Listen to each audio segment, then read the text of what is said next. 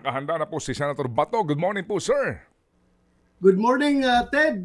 Good morning, DJ Chatsa at saka sa ating mga taga-subaybay. Good morning po sa ating Yes, lahat. sir. Good morning. Ano ho ang inyong masasabi dito po sa naging motion sa hearing ng Committee on Human Rights sa Kamara na pinaiimbitahan po kayo kasama po si former President Duterte sa kanilang ginagana po na hearing tungkol sa nagdaampong war on drugs? Yes, Ted. So far, sa akin, walang problema yun. No? I can attend to that hearing. But then again, when I sought the guidance of my Senate President, ang sabi sa akin ng aking Senate President is that hindi daw ako mag-attend by virtue of on the grounds of interparliamentary or interchamber courtesy. So, yun na. Susundin ko yung guidance ng aking Senate President dahil ayaw ko rin magiging president, no? Ayaw ko rin magiging president pagdating dyan sa tawagan dahil nga, yan ay time-honored tradition yan between two chambers at saka enshrined talaga yan sa institutional practices ng Congress na yung inter-chamber courtesy. At ayaw ko maging president, baka mamaya every time may implicate yung pangalan ng isang senador doon sa investigasyon ng House of Representatives, ipatawag na lang patawag. So, ano mangyayari ngayon sa aming trabaho dyan sa Senado? We're only 24. Mabuti sila, 300 plus sila para mag-asikaso sa kanilang mga legislative functions. Sa Senado, kung sige lang tawag, 24 lang kami, then baka hindi uusad yung aming trabaho. Ayaw ko magiging presidente. But personally, sa akin wala akong problema. I can attend. Problema ko nga, ito nga problema ko. Just in case, President Duterte, former President Duterte decides to attend the hearing. So hindi ako pwedeng hindi mag-attend. Pipilitin ko talaga maka-attend ako. So again, if that is a theoretical situation, I will consult again. I will seek the guidance of the Senate President kung papayagan niya ako mag-leave ng sa Senado at mag-attend doon sa hearing. Apo. But in the first place po, Senator, do you think that this issue is imbued with so much public interest? Well, depende yan, Ted, no? Kung saan, in what fence you are viewing from. Kung ito ay galit na galit sa war on drugs, then maybe sabihin mo, masyado itong involved dito ang public interest. Pero if you are happy with the war on drugs, mabubuisit ka lang rin sa investigasyon na ito. Dahil nga, sabihin mo, tapos na yan, nakailang investigasyon na yan, noon pa. Hindi pa nagkakulong si Senator De Lima noon, nag-imbestiga na yan. Tapos may mga investigasyon sa Kongreso, paulit-ulit na lang, naawa ako sa mga pulis. Sige na lang atin ang hearing, pabalik-balik. Sabi ko nga, if you have the goods, you file the case. Ang daming korte natin sa Pilipinas na pwede nyo file ng kaso. File na nila, kasi kawawa yung mga pulis natin, sige pabalik-balik, yung iba taga Mindanao pa, mamasahe pa ng pasarili lang pamasahe papunta sa Kongreso para mag-attend. Buti kung sagutin nila yung pamasahe ng mga pulis, magkano na sweldo ng pulis na yan. So, yun na. Matagal ito, pabalik-balik lang ba? So, depende how you view it, from which point of view you are coming from. Opo. Pero, sir, nabanggit niyo po muna yung pangalan po ni Senator De Lima. Ano ho niyo masasabi na siya po ay napawalang sala na sa kanyang huling kaso po dito po sa pag-uugnay sa kanya sa droga sa Bilibid? I'm happy for her, Ted. I'm happy for her. At last, nasa labas na siya. Everybody deserves justice. And we have to respect the decision of the court. Kung yan ay decision ng korte, then respetuhin natin. I don't have the nitty-gritty of the case. Hindi ako masyadong familiar sa kaso because yung kaso na yan did not involve the PNP in the case build-up. When I was the chief PNP, hindi po kasama ang pulis diyan sa pag-case build-up. Direkta yan, DOJ, ang direct filing yan sa korte. Hindi yan dumaan sa PNP. Ang papel ng PNP noon is just to serve the warrant of arrest. Nung lumabas yung warrant from the court, sinerve ng PNP si IDG doon sa residence ni Senator De Lima. Ayun lang ang papel ng PNP, pero hindi ko alam yung facts of the case dahil hindi kami nag-imbestiga. Okay.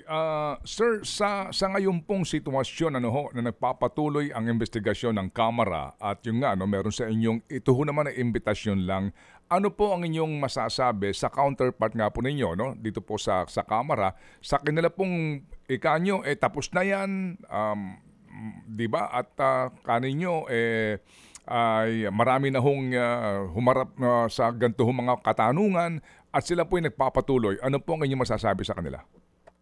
Well, as I have said, on the grounds of interparliamentary courtesy, I respect what they are doing. Pagpatuloy lang nila yan, yung kailang ginagawa, wala po kong objection tungkol dyan. Respeto ko yung kanilang trabaho. Ted, at again, nagpapasalamat ako sa kanila dahil sa ginagawa nilang yan. It goes to show that not only the criminal justice system of the Philippines is working, even the legislature is working on that. The mere fact, what the lower house is doing right now is helping us because yung sabi nga ng ibang taga ICC, hindi daw gumagana ang criminal justice system ng Pilipinas kaya sila mag-intervene. So nakikita lang ngayon, even the Congress is investigating. So thank you House of Representatives for doing that. I have no objection on what you're doing. Nabanggit niyo po si Pangulong Duterte na baka kung sakasakaling magdesisyon na humarap doon sa Kamara, kayo ay maharap po sa sa matinding decision making kung kayo po ay sasama sa kanya. Kailan niyo huling nakausap po si Presidente, si Pangulong Digong? Sometime more than 1 week ago siguro. 1 week ago, nag-meeting kami doon sa isang restaurant sa Davao City. Kami ni Senator Bongo at Senator Tolentino. About 2 weeks ago. Kasama kami doon. Nag-dinner kami, nagkakwentuhan. Opo. Napagkwentuhan niya ho ba yung kanyang sinasabi daw na balak tumakbong senador ni dati Pangulong Duterte? Well, hindi niya categorically sinabi yan, pero basing on his actuations, he was open to anything. He was open to anything ang basa ko sa kanya. Pero yung nga, naawa ko sa kanya dahil may edad na, sabi ko nga, kung pwede lang, magpahinga siya para enjoy the rest of his life. Pero knowing him, hindi yan magpapahinga, lalong-lalo na if issues of national interest are concerned, hindi mo talaga mapapatahimik yan. He's going to speak everything about national interest. Nabanggit po kahapon ni VP Sara yung sinasabi daw po na rairing, no? Ang ginamit na word, ang quote sa kanya ho dito sa pahayagan sa pagtakbo ng kanyang dalawang kapatid at ni dating Pangulong Duterte sa pagkasenador. Kayo ho ba'y may alam doon? Wala, Ted. Nagulat nga ako. In fact, nagulat ako nung lumabas yung balita na yan. Nagulat ako. Opo. Kung sakasakali po magkakatotoo yun, na meron pong tatlong Duterte na makakasama po ninyo sa paparating na halalan, midterm election, ano ho muna masasabi niyo po doon? Kung sakasakaling bali lalabas po ilang kayong taga Davao dyan, na tatakbo sa pagkasenador? Hallelujah, Ted! Hallelujah! Magbubunyi kami ni Senator Bongo because right now, we are contemplating, Senator Bongo and I are contemplating to wage guerrilla warfare style of campaigning dahil dalawa nga lang kami. Wala kami sa administrasyon, wala kami sa opposition, nasa gitna lang kami. But with this development na tatlong Duterte at tatakbo, madagdagan pa ng isa, baka tutuloy si Philip Salvador, so magiging 6 na kami sa campaign trail at masaya yan. Masaya yan. Hindi na magiging lonely campaign yan, kundi masaya yan dahil magiging 6 na kami. Kayo po'y tatakbo sa anong partido, Senador? Sa inyong re-election? PDP, Ted. PDP pa rin yung partido namin. Kayo ba'y nalagasan na po ng miyembro na inyong pareho yung tatakbo sa ilalim po ng PDP laban sa 2025 midterm election? Well, sa lower house, halos ubos na yung aming kapartido doon sa PDP. Ilan na lang yung naiwan doon. Dito sa amin sa Senado, well, merong isa who is contemplating on maybe siguro siya na lang tanungin natin kung ano talaga yung kanyang final decision because right now wala pa naman siyang announcement na ginagawa pero baka we are giving him the options para sa kanya kung anong plano niya. Tanungin na lang natin siya kung ano talagang final. Ano ho niyo masasabi na ang inyong partido dati na napakarami po ng sumali na mayagpag pero ngayon po'y nalalagas? That's a reality in Philippine politics, Ted. You have to admit that ganun talaga. Tanggapin lang natin. You have to accept it na ganun talaga yan. Kung sino yung ruling party na kung saan naroon ang presidente, ay lahat talaga yan na mag-conglomerate doon, magsasaksakan doon. Pero pagdating sa panahon na wala na, dandahan rin niyang mawawala. So kami dito ngayon na naiwan sa PDP laban, sa PDP, tinanggal na pala namin yung laban na term ng PDP. Matira ang matibay nito, Ted. We'll stick it out up to the last minute. Opo, pero kung ganyan po ang realidad, ano sa palagay nyo? Ito bang gantong realidad ang dapat din namin tanggapin bilang mga botante na ganyan po ang uri ng mga politiko? Ay malungkot na realidad yan, Ted. Ako kahit na politiko ako, Ted, no? Nalulungkot pa rin ako pag ganoon talaga. Ang sitwasyon natin hindi maganda. So dapat maganda ka sana. Babalik tayo sa two-party system, no? Yung kagaya ng sa US na Republican at saka Democrats lang. Ganoon lang dapat para talagang tatakbo yan hanggang panahon, hanggang andyan pa rin yung politics, andyan yung dalawang partido, hindi kagaya ngayon na multi-party system, kung saan yung malakas, doon pupunta, doon nagpo-polarize yung mga politiko. Alam mo natin, masakit man pakinggan yung word na yan, but we know that's for personal convenience at saka whatever anong blessings na matatanggap mo from Malacanang ay matatanggap mo kapag naka-align ka sa partido na yan. So that's reality, Ted. Masakit para sa ating mamayang Pilipino na ganoon pala ang takbo ng politika natin. But then again, it takes generations to change the way of politics sa ating bansa. Yan din ho ba ang inyo pong naramdaman at desisyon nung kayo po'y bumoto kay Chis Escudero bilang Senate President?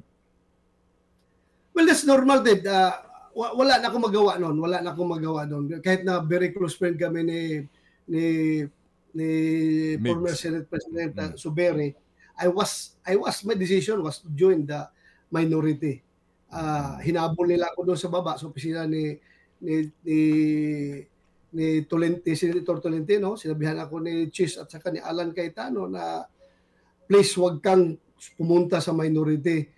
Kahit na panalo na kami, we have already 14 votes.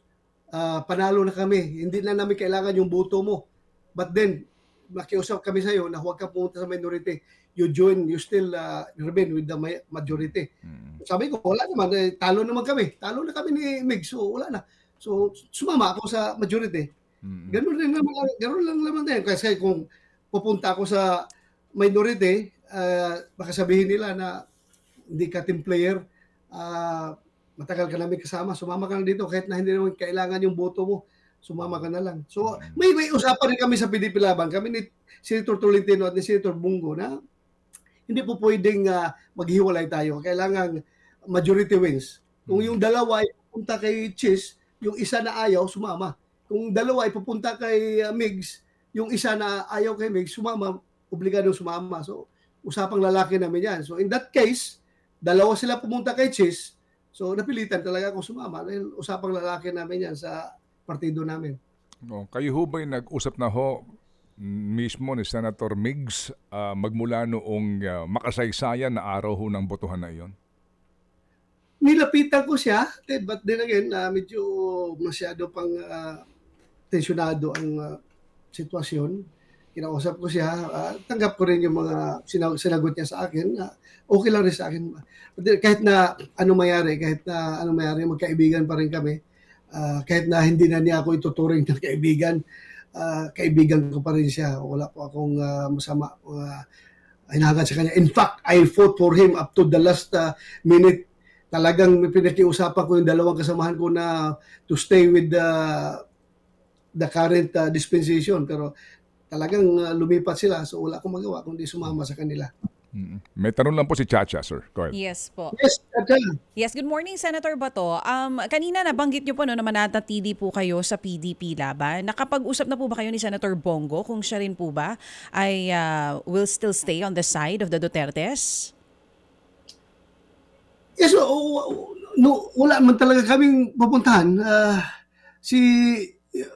kahit na, maybe you're referring to the medyo nagpagtatampo ni Mayor Baste ngayon kay Senator Bongo because of his silence.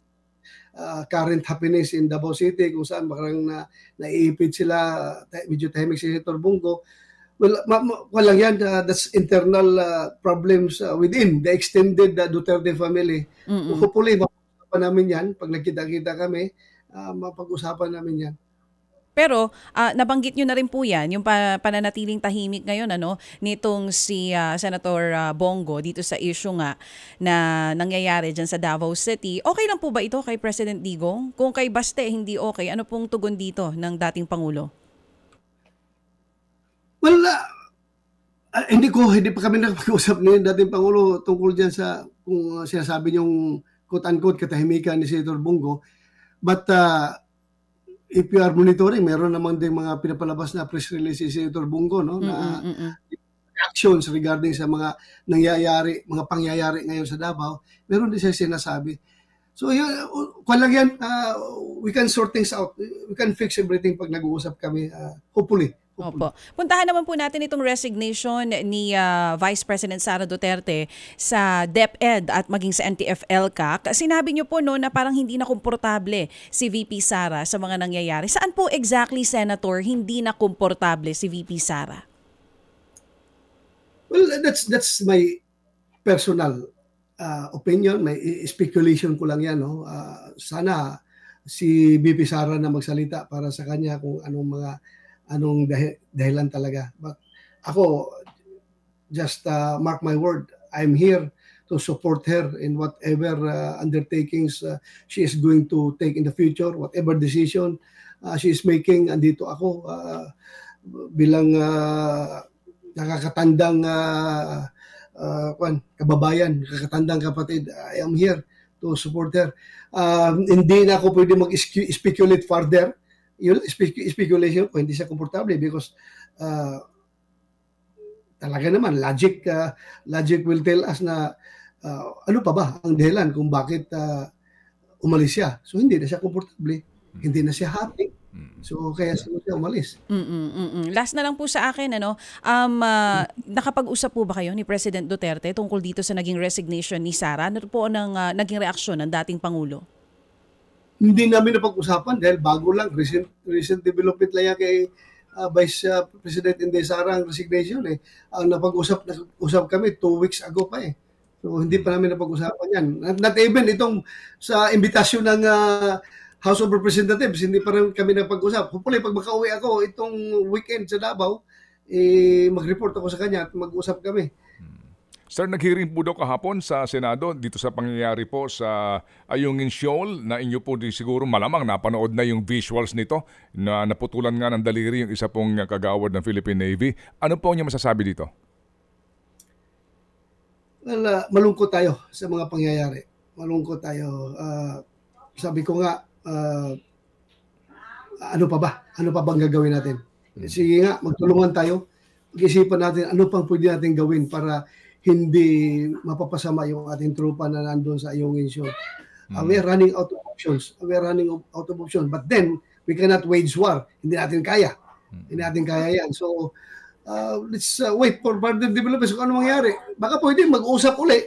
Mag-usap uli para ang pinaka-option dito is mag-usap uli. Hindi na kailangan mayroon pang hindi lang baka next time liig na ang maputulan sa ating sundalo ron hindi na po pwede yan at baka kahit na naputulan ng liig sabihin pa rin ng Amerikano na no, it is not an armed attack because it is only a bladed weapon attack.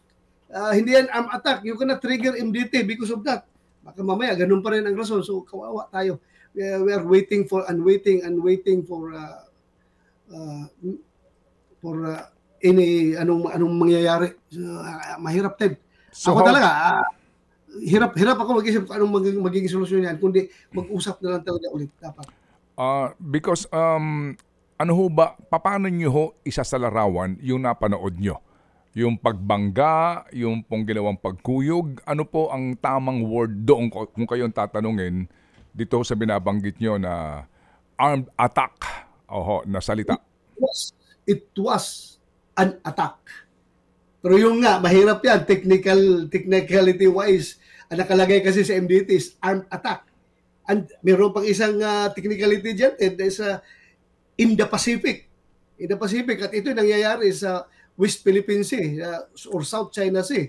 Baka mamaya, kahit na sinabi ng Vice President ng US na si Kamala Harris na we will support the Philippines kahit na atakihin kayo dito sa West Philippine Sea or sa South China Sea, which is not part of the Pacific. May commitment sila sa atin. Pero pagdating sa Senado nila, baka mamaya may mga senador dyan na mag-question about the technicality, no? Dahil nakalagay sa MDT is only Pacific. Ito ngayon, West Philippine Sea ito, South China Sea. So maraming pwedeng mangyayari din. Maraming pwedeng mangyayari. Armed attack, terminology, Pacific at saka West Philippine Sea. Pwedeng i-question yan ng mga senador nila doon pag sila mag-declare ng war na sa pag-deliberate nila sa declaration of war. Opo. Let's hope. I hope hindi mangyayari talaga, hindi mangyayari. Sana hindi talaga mangyayari yan. Kawawa tayo. Nasabi ho ninyo na kung maaari kanyo o baka pwede mag-usap ulit, no, with China. Ano pa hong pag-uusapan dapat? Pag-usapan na respetuhin nila yung ruling ng arbitral court. Dapat sundin nila yun. Pag-usapan, sundin nila. Kung ayaw pa rin nila, wala na tayong magawa. At least, we have exhaust all diplomatic means. Kahit na hopeless na tayo dahil nakailang libong diplomatic protest na tayo, wala pa rin, walang hiya pa rin tayo ng mga inchik na yan. But still, we don't have to resort to the most pinakamahirap na option. Usap. Opo. Sir, sa ngayon po, kung kayo ay nasa AFP pa, ano ho ang inyong kaisipan dito po sa pangyayaring ito? How will you manage it? Well, kahit na ako ang Chief of Staff of the Armed Forces of the Philippines, yung aking actions are still governed by the Chief Executive, which is the President. Hindi ako pwede mag-decide because this is a foreign policy matter. Ang masasabi ko lang talaga, kung akong Chief of Staff, sabi ko sa akin trupa, please maximize your patience and do everything, do all the escape and evasion tactics para hindi kayo maipit at makuyog na mga inchik na yan. They are superior in numbers. At hindi rin naman natin po pwedeng hindi suportahan yung ating trupa na andon. Kung hindi natin suportahan, mga mata yun, wala makakain. At pag namatay yun, it's as good as surrendering our exclusive economic zone to China. So kailangan diskarte tayo kung anong gawin natin para masuportahan natin yung trupa. So yun lang ba sabi ko sa akin, ating mga sundalo, do all the escape and evasion tactics na pwede nyo gawin para hindi kayo makuyog, hindi kayo maipit. At pag kayo naipit, well, judgment call na niyo yan. Pag naipit kayo at nakita ninyo, your life is in danger. Yung human instinct natin for self-preservation,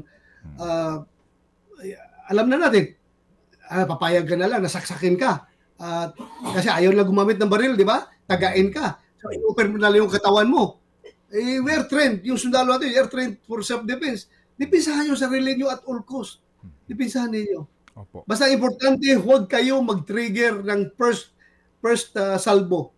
Yung first round, first shot. Huwag kayo mag-trigger, please. Para hindi tayo mabiblame nito pag nagkakaroon ng World War III. Opo. Sir, tapos na ho ba ang PIDEA Leaks hearing ninyo? Meron na ho ba kayong draft committee report? Paano po? Nagdahan na gumagawa ng draft committee report. Tinihintay ko na lang yung affidavit ni yung last na hindi natin nakausap dahil nasa hospital. Si Kumar. Hinihintay ko lang yung affidavit niya. Kung mag-submit siya, isasama natin yung sa ating committee report. Opo. So, tapos na po ang hearing, sir. Wala na pong susunod pang hearing. Most likely kung wala nang lalabas pa na other developments, hintayin ko lang yung affidavit ni Kumar. Okay. Sir, ano po ang inyo pong masasabi dahil mayroon pong mga obserbasyon na may grupo ho ng mga tawagin na po nating DDS at mga pro-Marcos na para kayo'y naiipit sa gitna. Ano ho, may mga DDS na nangangantyaw sa inyo. Meron po namang pro-Marcos na kayo din po ay dinidikdik. Sa sitwasyon na ito, ano po ang inyong masasabi sa magkabilang panig? Wala akong masabi sa kanilang. I respect their decision on both sides. Bahala na sila kung anong pagtingin nila sa akin. Ang masasabi ko lang yan sa akin, sa sarili ko. Ang masasabi ko lang, Ted, is kung sa Bisaya pa, nganong ni Inter, ibig sabihin yun, Ted, sa Tagalog, bakit ka sumali sa politics?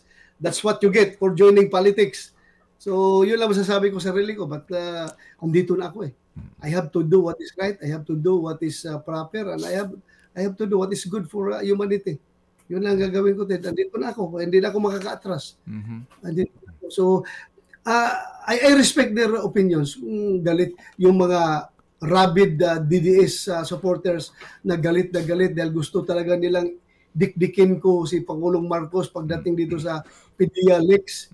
Well, sabi ko nga sa kanila, please use your brain na and mere information coming from unknown. Hindi nga magbigay ang pangalan kung sino yung informant na yon, ay hindi po natin hindi po rin conclusive.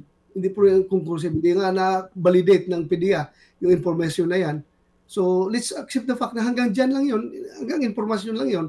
At dito naman sa grupo ng mga loyalist ni BBM na galit sa akin, bakit ko inimbestigahan yung PDEA Leaks wherein nadadamay ang pangalan ng Pangulo and even the name of the First Lady, nadadamay ngayon, pasensya na po kayo. It is my job as the chairman of the Senate Committee on Public Order and Dangerous Drugs to act on this. Hindi ko pwedeng pabayaan itong ganito na yung mga classified documents basta-basta na lang nakakarating kung kahit kanino. Kawawa ang Pilipinas. Hindi natin alam, yung ibang classified documents ngayon nandun na sa kami ng mga kalaban. So kailangan aksyonan natin ito, kaya ako nag-conduct ng investigation. Pasensya na po. I have to do my job. Whatever it takes, kung ito may kakagalit ninyo, ito may kakasama niyo, nainis kayo sa akin, then pasensya na po. Trabaho lang. Walang personalan. Opo. Sige sir, kanus amo mo balik sir sa Davao para ho ninyo makausap mismo si Pangulong Duterte? Hopefully this weekend kung papauwi na ako ng asawa ko. Hintay lang ako ng desisyon ng asawa ko kung uuwi na kami Davao. Hindi.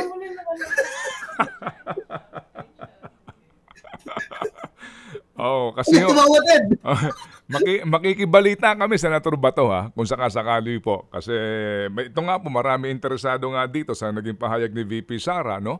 Sa pagtakbo po ng 3 Duterte sa pagkasenador at kami po looking forward po na muling makibalita po sa inyo kung mamarapatin po nyo, Senator Bato. Basta ikaw, Ted. Tawag lang, Ted. Anytime, Ted. Nandito lang ako. Salamat sa pagtawag sa akin. Opo. Salamat kanimo, sir. Thank you very much. Si Senador Ronald Bato de la Rosa. Ted Filon at DJ Chacha. Ngayon, nasa Radyo 5, 92.3 News FM. Monday to Friday, 6 to 10 a.m.